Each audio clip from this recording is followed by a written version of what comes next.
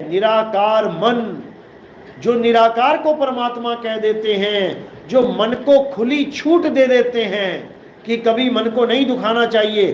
मन कह रहा है मीट खाना है, खा लो। मन कह रहा है शराब पीनी है, पी लो। मन कह रहा है व्यभिचार करना है, कर लो। मन कह रहा है अंडा खाना है, दारू पीनी है, पी लो।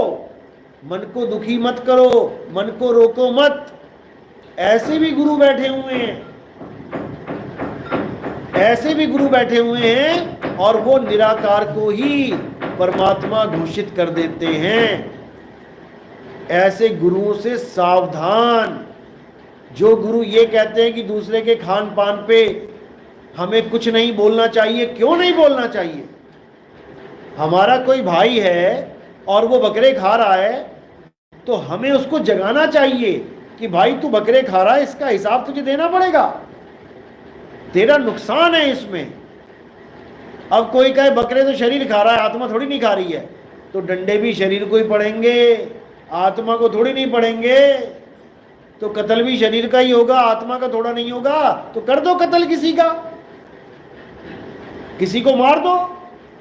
क्यों नहीं मार रहे हो? क्योंकि पता है कि सजा भुगतनी पड़ेगी और जल्दी मिल जाएगी। बकरा खाना, मुर्गी खाना, अरे ये तो अगले जन्मों में चला जाएगा, काम देखा जाएगा। अभी जीव का स्वाद क्यों खराब करें? देखा नहीं जाएगा, भुगता जाएगा, भुगतान देना पड़ेगा इसको जबरदस्त। और कई यूट्यूब पे बैठे हैं मूर्खानंद ऐसे ऐसे जो कहते हैं कि सारे जीव एक समान हैं, चाहे आलू खा लो, टमाटर खा लो, चाहे बकरा खा लो, मछली खा लो, चाहे गाय खा लो, बैल खा लो, एक ही बात है। अब बताओ। और उदाहरण क्या देंगे गुरु ग्रंथ साहब का कि मांस मांस कर मूरख झगड़े, जेते दाने अन्न के जीवा वाज न कोई। ये दो लाइनें सुना देंगे आपको।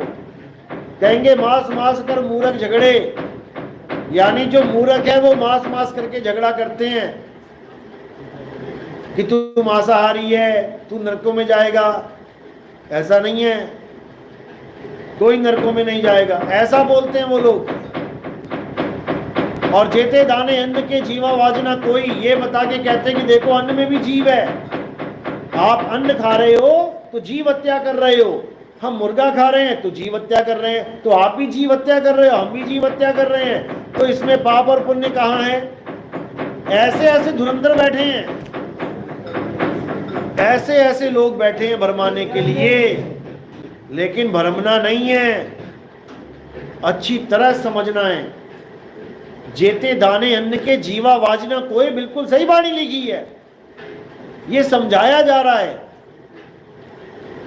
कि केवल शाकाहारी होने से, केवल पुण्य करने से भी मुक्ति नहीं मिलेगी, क्योंकि तुमने जीवों को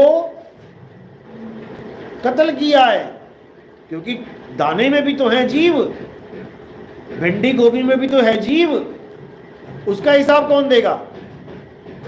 अगर तुम केवल ये सोच रहे हो कि मैं किसी को मीट ना खाऊं, मैं अंडा ना खाऊं, मैं नशे ना करूं, मैं अच्छे अच्छे काम करूं, मैं मुक्त हो जाऊंगा, वो भी नहीं होगे। क्योंकि जो तुम खा रहे हो वो भी जीव ही है। लेकिन फर्क क्या है इसको भी समझ लो।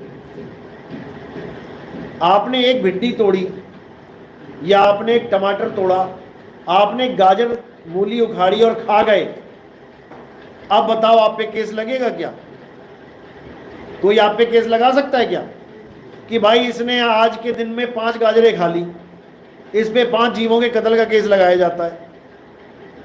अब जीव वो गाजर भी है, इसमें कोई शक नहीं, और जीव आप भी हो, इसमें भी कोई शक नहीं। जीव वो काला हिरन भी था जिसके ऊपर, जिसको मारने के बाद केस लग गया एक एक्टर पे, जीव तो वो भी था।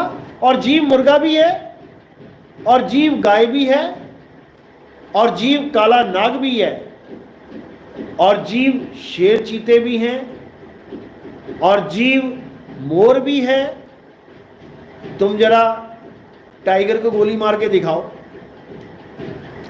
तुम जाओ जरा जंगल में बंदूक लेके एक टाइगर का कत्ल करके दिखाओ और जीव है। और तुम एक चींटी को मार दो, वो भी जीव है, दोनों जीव है। अब तुम्हें समझ में आ जाएगा कि एक जीव को मार के क्या हुआ और दूसरे जीव को मार के क्या हुआ, खुद ही समझ में आ जाएगा।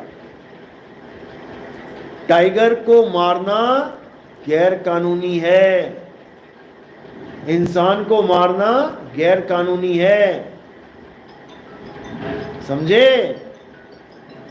गाजर मूली उखाड़ के खाना गैर कानूनी नहीं है तो सब जीव। तो फिर क्यों भेदभाव आ गया? और जो लोग ये कहते हैं हम तो जीव जीव ही मानते हैं, गाजर खा लो बकरा खा लो एक ही बात है, आदमी भी खा लो, आदमी भी खा लो, अपने बच्चे को खा लो, किसी और के बच्चे को खा लो, तुम तो जीव जीव मानते हो। तुम हिंदुओं के घर में जाके गाय काट के खा के दिखाओ, जरा कह के दिखाओ, समझा के दिखाओ उनको कि ये भी जीव ही है, जैसे तुम मुर्गी खा रहे हो हम गाय खा रहे हैं, खा के दिखाओ, तुम्हें लग जाएगा पता। क्योंकि लोगों ने मूर्ख बना रखा है, और लोगों ने भी मूर्ख नहीं बना रखा, लोगों को खुद उनके मन ने मूर्ख बना रखा है। ये सारा मूर्ख मन ही बना के बैठा है। मन ही स्वरूपी देव निरंजन तुम्हें राखे भरमाई हो, ए हंसा तू अमर लोक का पड़ा कालवश आई हो। मन ने ही सबको मूर्ख बना रखा है। ये सारा मन का खेल है मेरे भाई, और इस मन से जो जीत जाएगा, कहते हैं मन जीते जग जीत, जो इस मन से जीत जाएगा, जो इसकी चाल को समझ जाएगा, केवल वही मुक्त हो पाएगा, नहीं तो मुक्ति किसी के बस की बात नहीं है। तो अच्छी तरह समझना इस बात को। सत्य सत्य का निर्णय क्या है? आत्मा के अलावा अगर कोई गुरु किसी की भी साधना करने की बात कर रहा है, मेरे चेहरे की साधना कर लो, मेरी शक्ल की साधना कर लो, मेरे स्वरूप का ध्यान कर लो, मैं तुम्हें लेने आऊंगा, मैं गाड़ी में लेने आऊंगा, मैं बाइक पे लेने आऊंगा, ऐसे भी बैठे हुए धुरंधर, ऐसे भी लोग बैठे हैं कि कहते हैं बाबा जी कार लेके आएंगे हमें लेने। बताओ, अरे कार इस लोक का मसाला है, और बाबा जी जाएंगे तुम्हें सतलोक लेके, सतलोक में भी कार लेके जाएंगे, रास्ते में पंचर हो गई तो फिर तुम यहाँ फोन करते फिरोगे मैकेनिक को। तो ऐसा मूर्ख बना दिया इन बाबा लोगों ने कि क्या बताया जाए। इसीलिए कबीर साहब ने कहा कि ये सारे बाबा लोग, ये सारे गुरुआ जब सारा खेल खेल चुके होंगे तब मैं अपना आखिरी पत्ता फेंकूंगा, यानी तब मैं अपने पंथ को उजागर करूंगा, और उस पंथ को उजागर करने के बाद सारा विश्व उस एक पंथ में आके जुड़ेगा, जिसके लिए साहिब ने बोला 12 पंथ काल फुरमाना। काल यानी यही मन जो अंदर सारे विचार पैदा कर रहा है, तरह तरह की भक्तियां पैदा कर रहा है, तरह तरह के पूजा पाठ पैदा कर रहा है। ये इतनी पूजा पाठ, इतने मंत्र, इतने जंतर, इतनी आरतियां कहां से आ गई? ये सब मन का खेल है, ये सब मन के अंदर से निकल रही हैं। यही मन के भाव हैं जो मन प्रकट कर रहा है। सतभाव को किनारे कर दिया और मन के भाव को आगे कर दिया। अब इसी को समझाया जा रहा है कि ये जितने भी सत्य को छोड़कर ये फंसाने वाले गुरु बैठे हैं, जितना भी ये सत्य बता रहे हैं, इन सब का खेल खत्म हो जाएगा। 12 पंथ काल फुरमाना, भूले जीव न जाए ठिकाना। ये भूल जाएंगे भक्ति, नकली भक्ति करने में लग जाएंगे और ठिकाने पे नहीं पहुंच पाएंगे।